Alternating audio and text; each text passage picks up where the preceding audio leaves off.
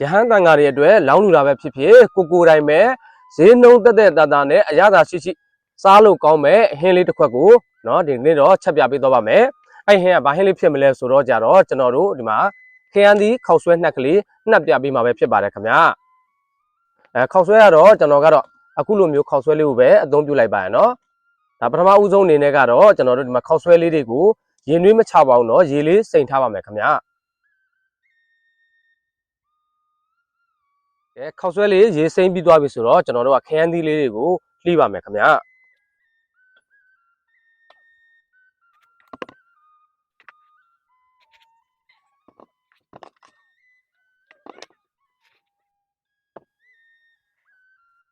အခုလိုလေးပဲကျွန်တော်ကတော့လှီးသွားပါမယ်နော်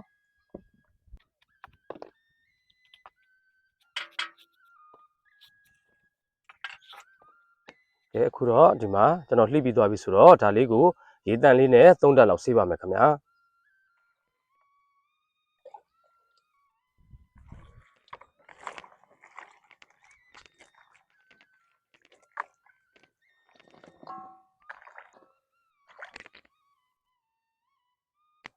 အခုခရမ်းသီးလေးတွေကိုအတန့်ဆေးပြီးသွားပြီဆိုတော့ကျွန်တော်တို့ဒါလေးကိုအရသာလေးတွေနေမယ်ပေါ့နော်ကျွန်တော်ဒီမှာငပိထည့်ပါမယ်နော်ကျွန်တော်မုံလေးထည့်ပါမယ်အဲ့ဒါလေးပြီးသွားရင်တော့အချိုမုံလေးထုံးစံတိုင်းပဲထည့်ကြအောင်ဆောင်းပါမယ်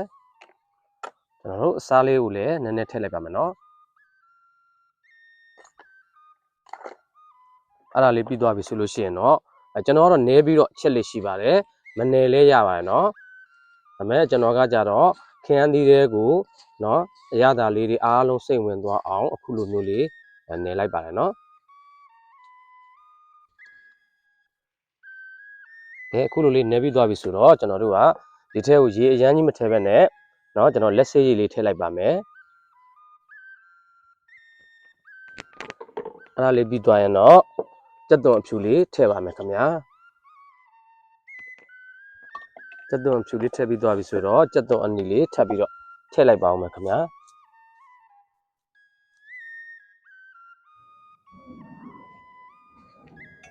ကြက်သွန်လေးလည်းထည့်ပြီးပြီဆိုတော့ကျွန်တော်တို့ကနှက်မှာဖြစ်တဲ့အတွက်စီကိုတော့ကျွန်တော်တို့ကပိုးထည့်ပါမယ်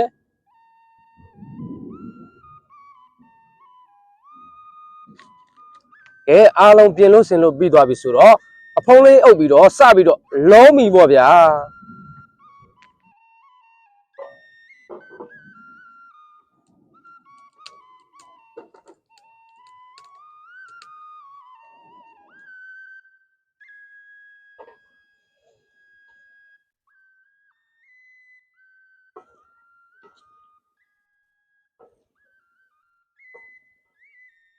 ဒီခင်းကကြတော့လေအချိန်လဲအရန်ကြီးမပေးရပါဘူးခင်ဗျာ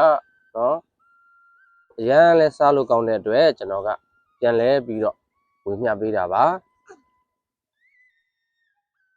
ဒါအဖုံးလေးကတော့အုပ်ထားမယ်ပေါ့နော်အုပ်မှသာခရမ်းသီးလေးတွေကနူးလာပါမယ်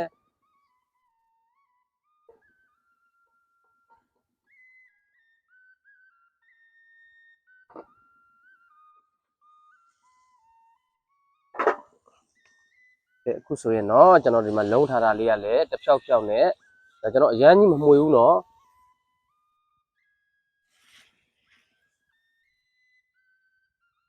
ခရမ်းသီးလေးကလည်းနတ်လောက်တဲ့အနေထားလေးတွေကျွန်တော်တို့ကဖြစ်လာပြီပေါ့နော်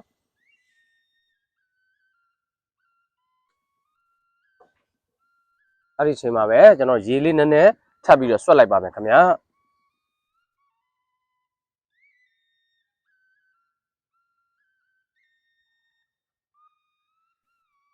ဆွတ်ပြီးသွားရင်အဖုံးလုံးဝမအုပ်တော့ပါဘူးခင်ဗျာနောက်ပြီးတော့ဒီထဲကိုစောစောလေးကရေစိမ်းထားတဲ့ခောက်ဆွဲချောက်ကလေးတွေထည့်လိုက်ပါမယ်ခင်ဗျာ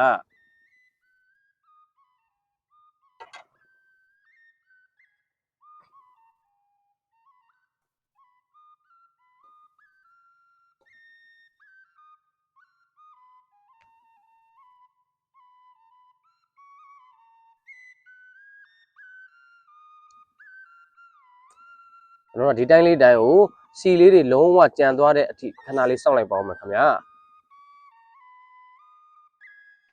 အခုဆိုလို့ရှိရင်တော့စီလေးကလည်းဝှေ့ပြန်လာပြီအဲ့ဒီအနေထားမှာကျွန်တော်တို့က နန်းနန်းမင်းကိုနိုင်နိုင်လေးအုပ်လိုက်ပါမယ်ခင်ဗျာ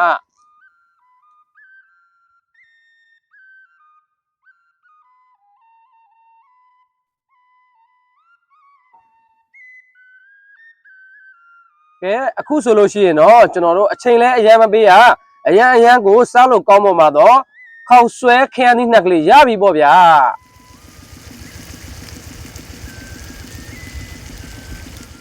ခေါ်လိုက်ပါအားလုံးပဲစားကြပါအောင်ရှင်ကဲစားကြပါအောင်ခင်ဗျာဒီနေ့ချက်ပစ်တာလေးကတော့ကျွန်တော်တို့ဒီမှာခေါက်ဆွဲနဲ့ခရမ်းသီးပေါ့နော်ခေါက်ဆွဲနဲ့ခရမ်းသီးနှက်ကလေးချက်ဖြစ်ပါတယ်နော်ဒါကကြတော့ဒါတည့်တီတောင်းလေးပါဒီမှာဘူးရွက်ဟင်းချိုး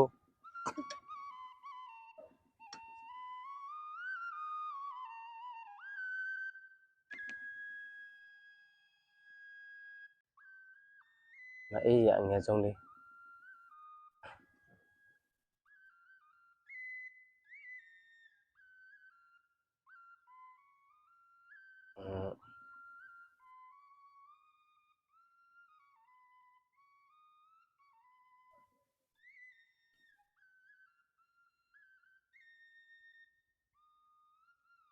ကဲနောက်ထပ်ဟာကိုထည့်စားနော်ကြိုက်ရင်ကြိုက်တယ်လို့ထည့်စား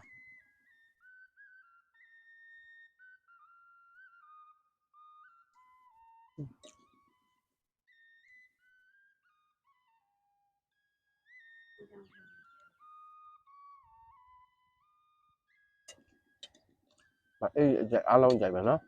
မိုက်တယ်အဲ့ဒါရဲ့ဒါတည့်တီတောင်းလေး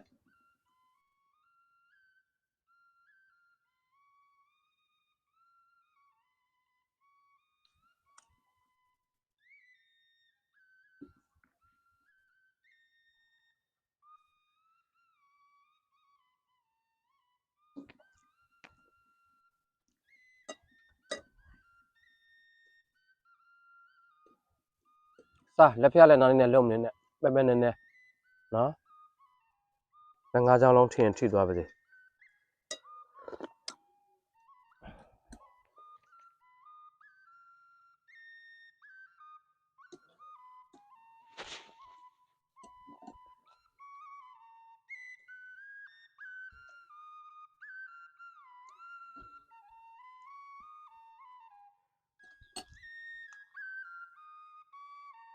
ချက်ဟင်းနဲ့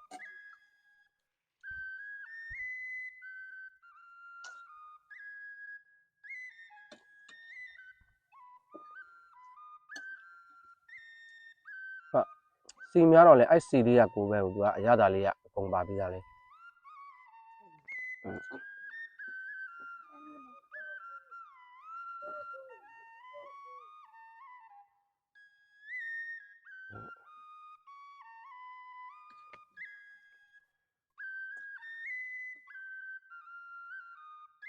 မန်ခရမ်းသီးနဲ့လေ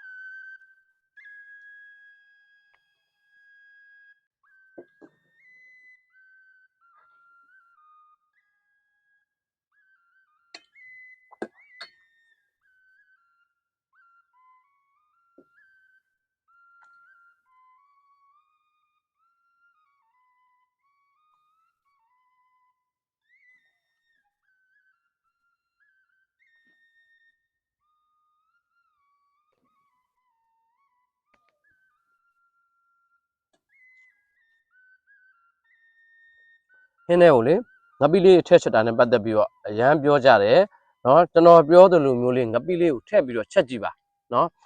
အရန်များရင်တော့နာမှာပေါ့ကျွန်တော်ပြထားတဲ့ပမာဏလေးတွေဆိုလို့ရှိရင်မနာမဲနဲ့အရသာကိုပိုးပြီးတော့စိမ့်စိမ့်လေးနဲ့မှုမှုလေးဖြစ်စေပါတယ်အဲ့ဒါကြောင့်ကျွန်တော်တို့အညာကတော့ငပိမပါလို့ကတော့မရပါဘူးခင်ဗျာ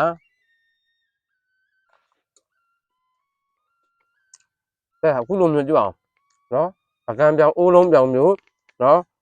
ဖြစ်စင်တယ်ဆိုလို့ရှိရင်တော့အခုလိုအောက်ဆွဲနဲ့ခရမ်းသီးလေးကိုစီပြန်လေးနှက်ကြည့်ပါလို့ပြောရင်းသားနဲ့ပဲ ကျွန်တော်တို့ဒူရီတွေအားလုံးနှုတ်ဆက်ပါခင်ဗျာ